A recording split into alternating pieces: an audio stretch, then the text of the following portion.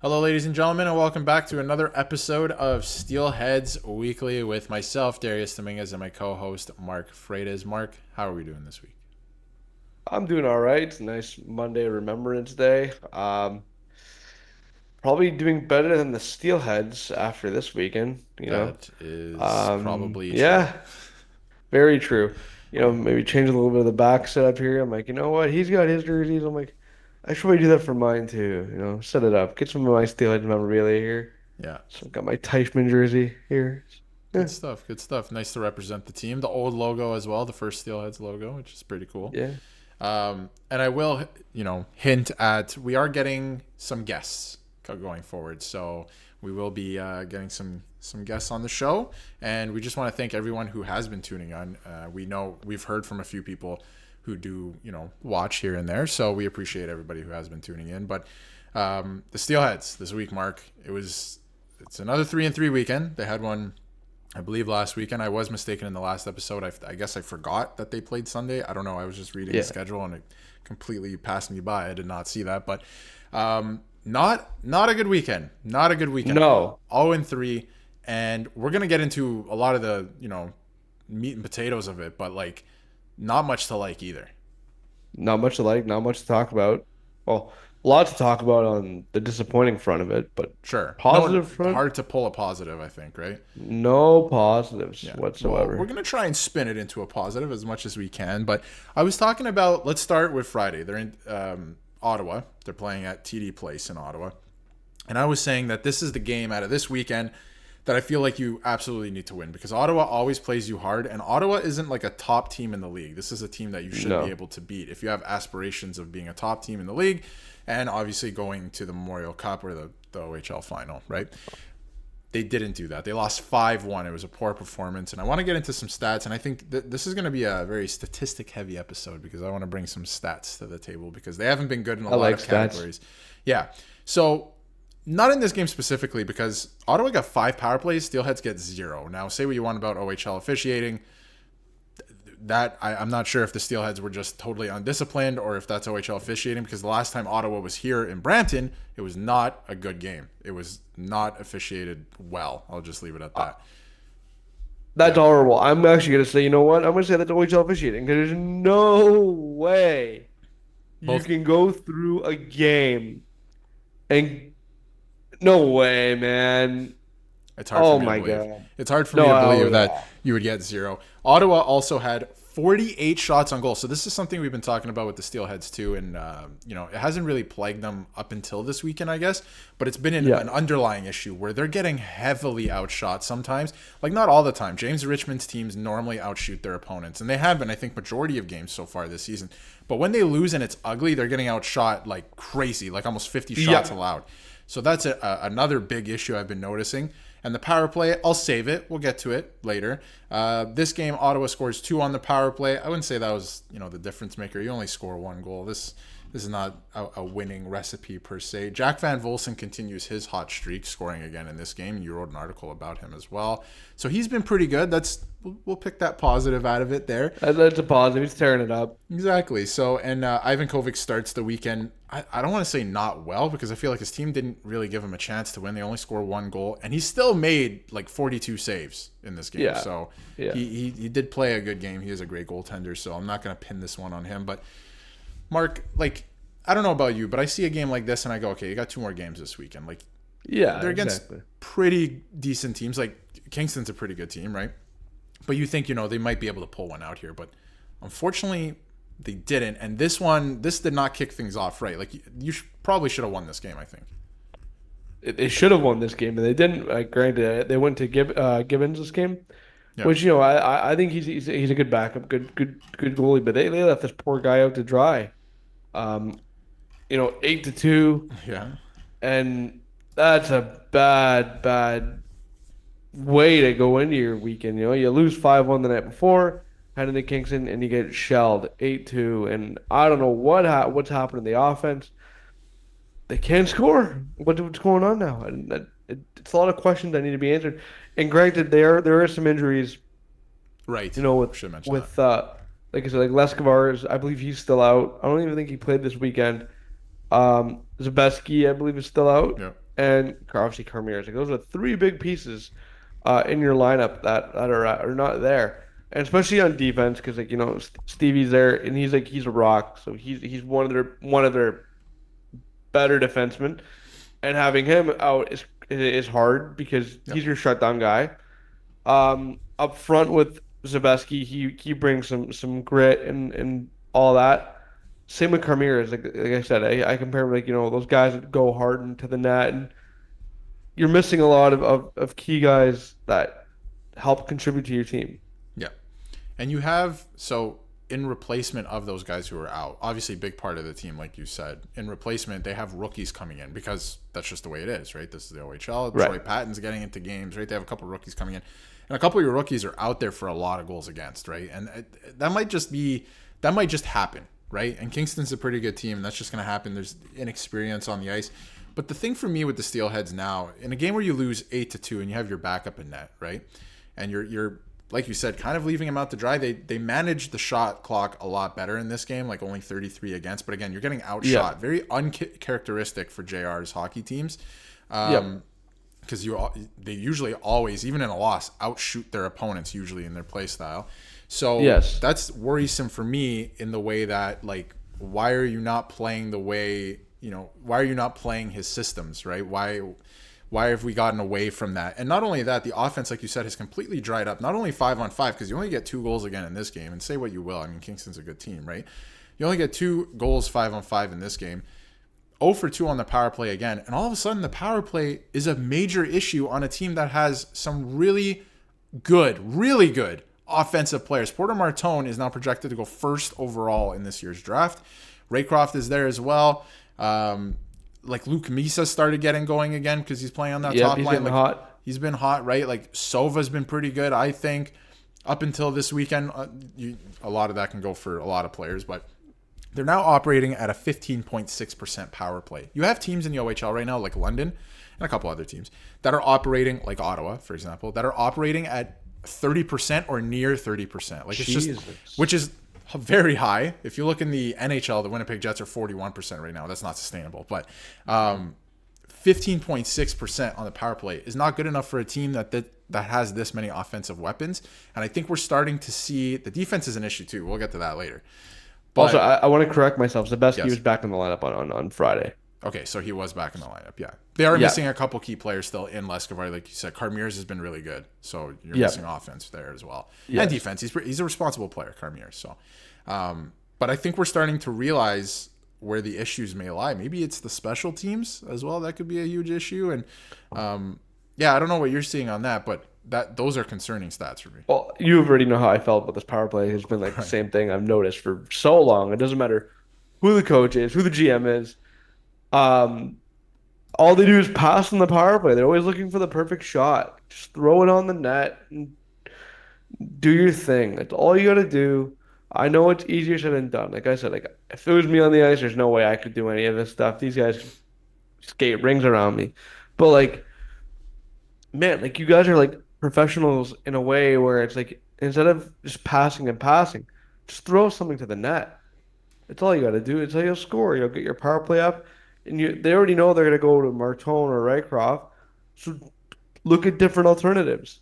Maybe they could use Martone as a setup guy, and vice versa with Rycroft, and see what happens. Change it up a bit. Something's got to change a little bit. Now, to take it to the NHL again, we saw the Toronto Maple Leafs last week fall to last place in power play percentage on the season. And after this weekend, when they switched up their play style on the power play, which is just get the puck to the net and see what happens, they're now operating at a top 15 in the league, right? Which is a major switch up. So they got to change something. I do like what you said there, Mark. Like, something's got to change. I feel like they do a lot of the same things because it did work at the beginning of the season. It looked like they were automatic at times, right? It really did.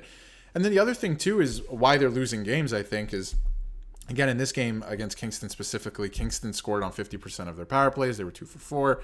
And then again against Ottawa, right, 2 for 5. So they're letting in a lot of power play goals. They're giving up a lot. They're taking a lot of penalties. This has always been an issue as well. So they're taking a lot of penalties, and their penalty kill, is at 74.6%. You have other teams in the OHL like mid-80s right now. You have Peterborough, who's won one game on the season. They have one They win. won? They finally won. Yeah, I was Oh, going to bring that up my later, but I God. wanted to prove my point here a little bit. They've won one game. They're 1-13-1 on the season, I believe. And there might be a couple shootout losses in there as well. But Oh, my God. they're operating at 83.3%. So the special teams are a major issue for the Steelheads right now. I'm still like mind boggled at 15% on the power play. That should be a lot better, I think. And again, the penalty kill. Now, this might have something to do with them just taking a lot of penalties. So other teams are obviously going to score on you more often, because giving up 5-6 penalties a game, not sustainable either.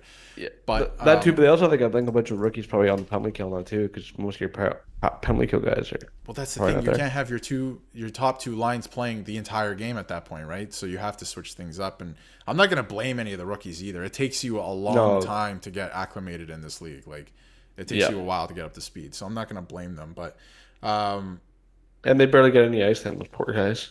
Right, they do. So much for their development on that. It's tough, right? Because you want your team to win. You have very high end players, so you're going to play them more because they can also handle it, right? Because the competition isn't like you're in the NHL or anything. But although at times it is, because there are really good prospects around the league. Some of the teams you play, but Fibberger gets on the board in this game. We'll wrap up this game here shortly, but Fibberger gets on the board. Luke Misa with 2 points in this game, so there is some silver linings that he is continuing to play really well, and he wasn't to start the year, so he's been going. That's really good to see. But other than that, this is a tough start to this weekend, and we haven't even gotten to Sunday yet. No, Sunday was a rough one too for them. Yeah, so that was very rough.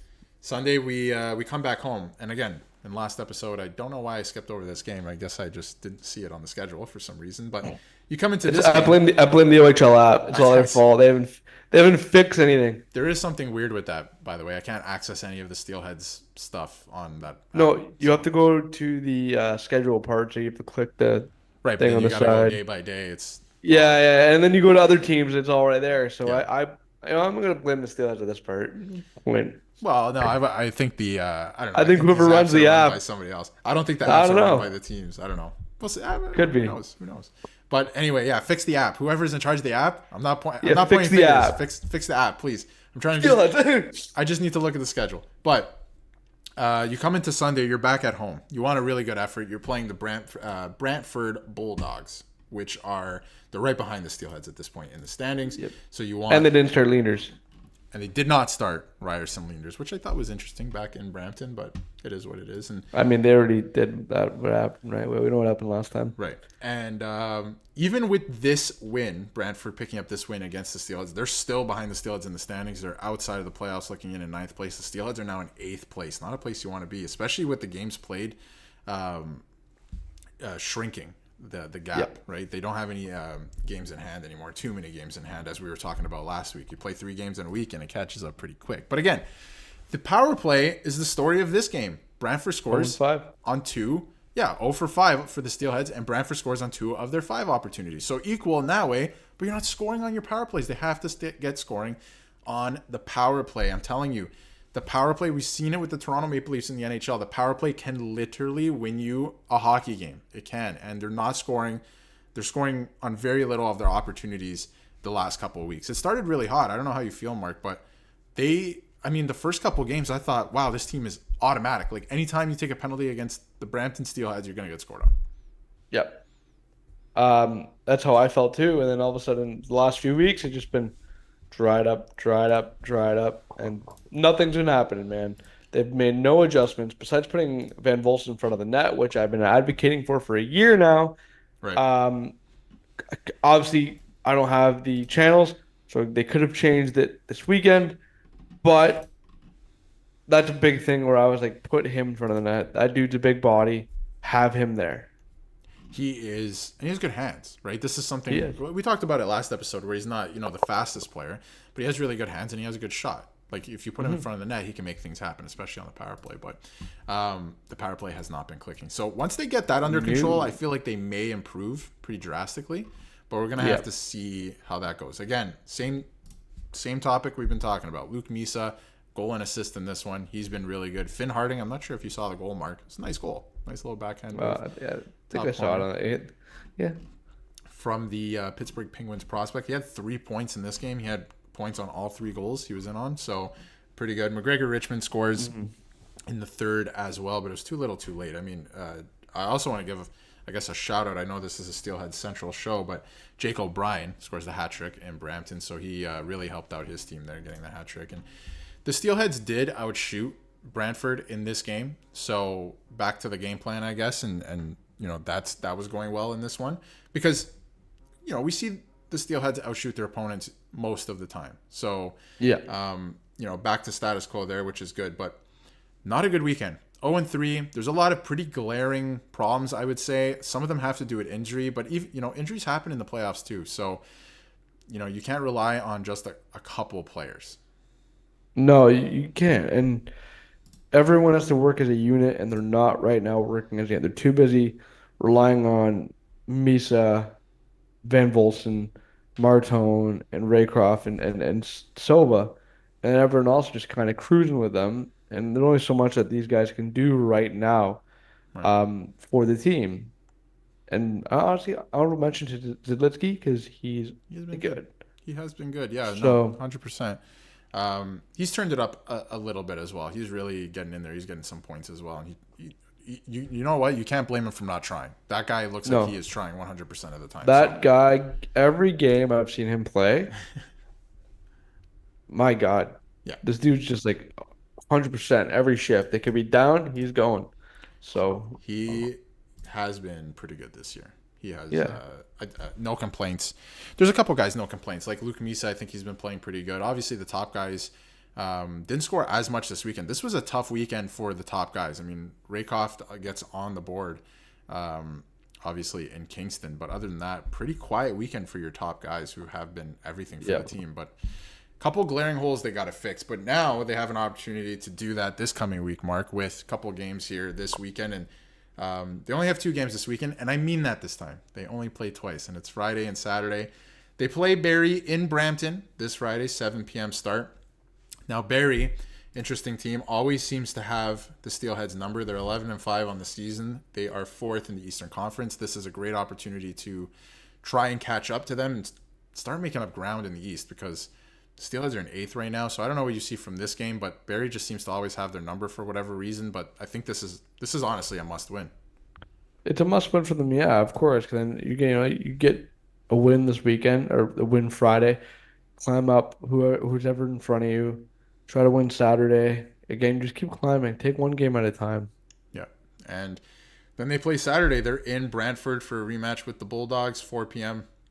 That again is on Saturday, and that Yeah. Brantford is in 9th right now. This you got to create some separation. Like I don't think the Steelheads at the end of the season are going to miss the playoffs, but try and create some separation with some teams, and you got to try and climb up this ladder at this point. Yeah, I mean, because like if they win, look at the standings right now. Everything's all, you win one game, you're jumping like 3 teams. Right. So if you could win um Friday, Saturday, you're back in it with 21 points. 21 points will get you to jump into 5th place, and then you're back up to where you should be.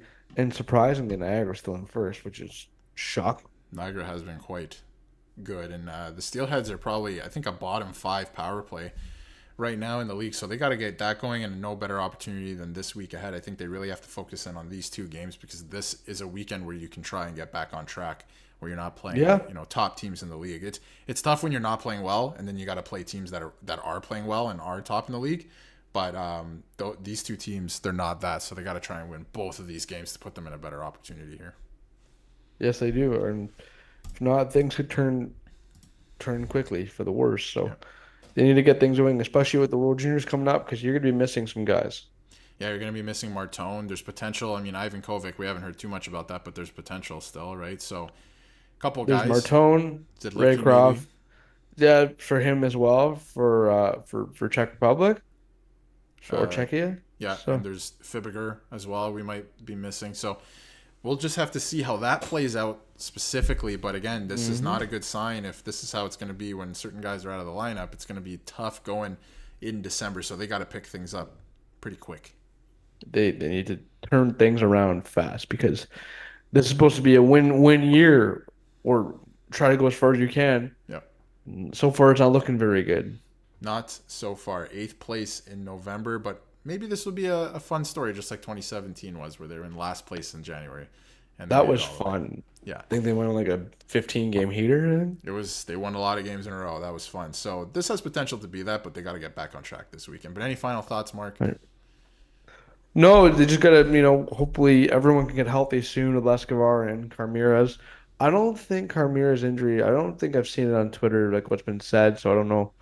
I know it's a lower body injury. I just don't know how long is he out for. So, Right. yeah, we'll see what happens, and hopefully, he's back soon. Hopefully, Escobar's back soon because they're missing these two key guys. And just hopefully everything could fall into place for them. Hopefully they Um, get some good news this weekend, especially on the injury front as well. We haven't heard too much, like you said, so that'll be good. yeah, But that's it for this episode, and we will see you hopefully with 2 more Steelheads wins next week. hopefully.